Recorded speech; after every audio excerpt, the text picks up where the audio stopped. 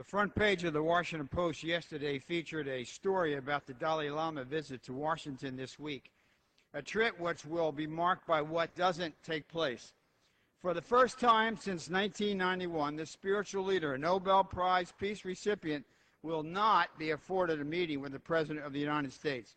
This is a mistake which has far-reaching consequences. China has initiated a global effort to stop heads of state from hosting the Dalai Lama.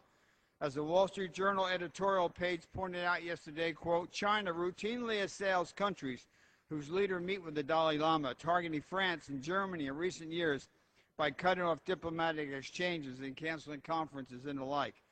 The Dalai Lama is set to travel to New Zealand and Australia later this year. He has yet to secure a commitment from their leaders to meet. Will these countries follow our lead? I've been to Tibet. I've seen the Buddhist monks and nuns in the Dropsy prison. I've met frightened Tibetans who quietly showed me their forbidden photo of the Dalai Lama.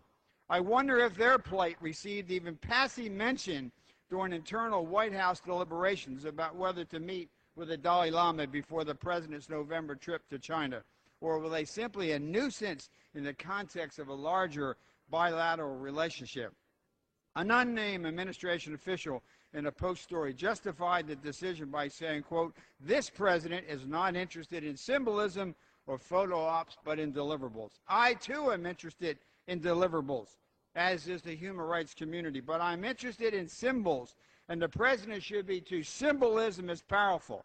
If we surrender to this Chinese government, we have surrendered something far greater than the president may realize. The Tiananmen Square demonstrators of 20 years ago understood that symbols speak volumes. They carried papier-mâché models of the Statue of Liberty. Ronald Reagan, too, understood symbols. He understood there was something symbolically stirring about him standing at the Brandenburg Gate and calling on the then Soviet leader to tear down that wall that divided the people of the East and West Berlin. Ronald Reagan understood there was something symbolically powerful about evoking the name of Solzhenitsyn when he spoke at the Danilov Monastery in Russia, the very same dissident who more than a decade earlier, reminiscent of this week's events, was denied a visit with President Ford, who was worried about upsetting the Russians prior to a summit. This administration may not be interested in symbolism, but that will come as devastating news to millions around the world who yearn for freedom, who cry out for basic human rights, and who expect America, our country, to be their champion when their own voices have been silenced.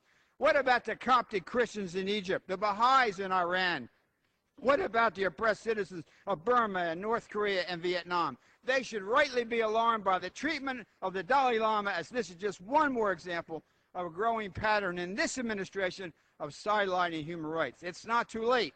I call on the President to invite the Dalai Lama to the White House, to reclaim the moral high ground and not kowtow to the Chinese government that brutally oppresses the people. I call on the President to stand side by side with His Holiness, a man of peace, and not align America once again with the oppressors in China.